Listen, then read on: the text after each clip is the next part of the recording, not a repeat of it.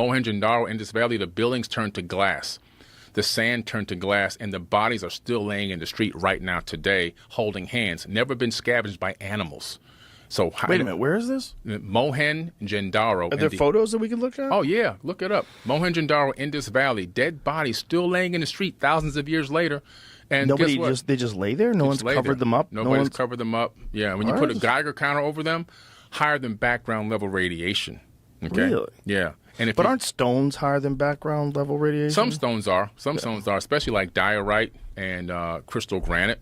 But these bodies, these are just bones. How come they're higher than background level radiation? I can't wait to see this. Yeah. Why haven't I ever heard of this? Mohenjo, Mohen. Whoa. Yeah. This is evidence of a nuclear war or nuclear type of Go back to the war. other, that one there. That one's insane. Yeah. There's bodies that are sitting on the edge of steps next to their own buildings that they lived in. The building is turned to glass. That's 3,000 plus degree temperature weapons fire.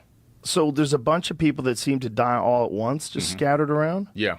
Now, what's the conventional explanation for how these people died? They have no idea. They have zero idea. So did they think it's a massacre? Is there any... what if the guy's just laying there? Just laying there.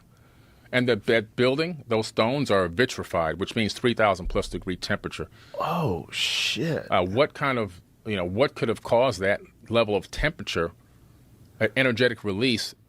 Well, it could have been a low atmosphere asteroid.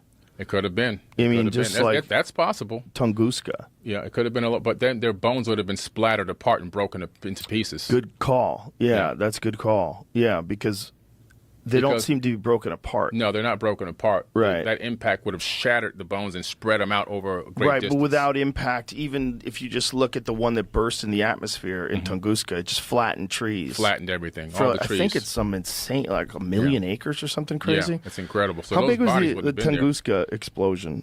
That one's, so those bodies would be toast because the trees were ripped apart. The buildings would have been flattened. The legs would have flown off. Right. There's no way they would just be laying there like that. Exactly. That's interesting. And they don't seem to be like chopped up. No. Did they have any evidence of stab wounds or anything on them? They don't have any evidence of any injury, of any kind of attack or any cutting or like swords or anything. They just all got cooked. Right. And then in the tablets it says that the evil wind moved over the land after they released these weapons. And then Enki goes to his father. Enki goes to his father Anu and says, "Hey, can you stop the evil wind?"